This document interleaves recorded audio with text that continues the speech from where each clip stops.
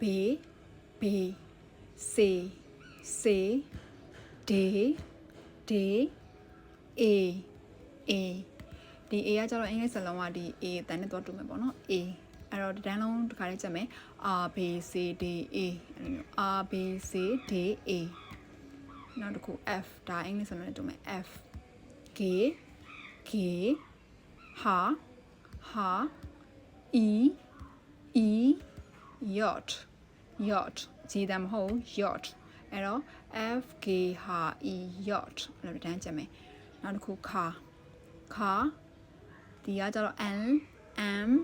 N O အင်္ဂလိပ်စာလုံးနဲ့တူမယ်နော်အဲ့တော့ car N M N O pay pay ku ku a a ဒီ a ကဒီ N နဲ့တော့မတူ N ကရှာခောက်မယ်နော်ဒီ a ကကျတော့ပြပြသားပဲအင်္ဂလိပ်စာလုံးမှာပါတယ် error မှာရှိရ a ဆိုတဲ့အတန်လေးထွက်လိုက်တာနောက်တစ်ခု s s t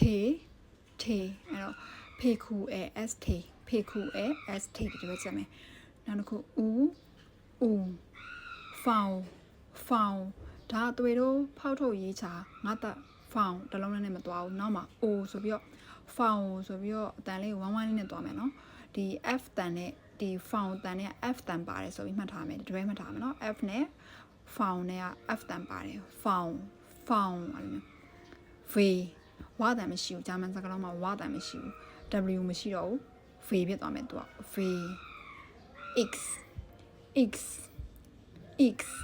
ဒါတို့တချို့ကလည်း x လို့ထွက်တယ်ဘယ်လိုပဲထွက်ရတယ်เนาะအင်္ဂလိပ်စာလုံးမှာဆိုလို့ရှိရင်လည်း x လို့ထွက်တယ်မလားသူကကျတော့ x x အတန်ထွက်မှာအဲ့လိုအတန်လေးပါရပြီ x x ဒီကတော့ထူးကြမယ်ဒါကဝိုင်းတန်ဖြစ်မယ်ဝိုင်းတန်နဲ့မထွက်ရဘူးအတန်ရှိမယ်တွေ့ရရှိမှာလေအတန် eu စီလုံး eu စီလုံးတချို့ကကျတော့ eu စီလုံးလို့ထွက်တယ်တချို့ကလည်း eu စီလုံးတချို့ကလည်း eu စီလုံးလို့ထွက်တယ် eu စီလုံးနောက်ပိုင်းကျရင်သင်ရလိမ့်မယ်ဒီ u ဆိုတဲ့ဟာရဲ့ပုံမှာ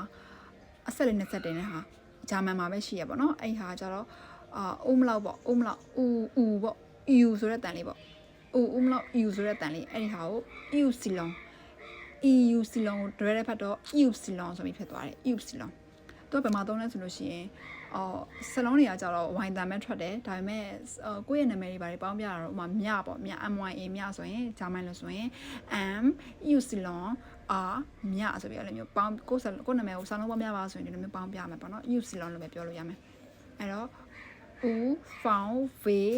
X U စီလုံး set ဇဲတန်မရှိတော့ဘူးဒီ S တန်နဲ့တော့ထွက်မယ် set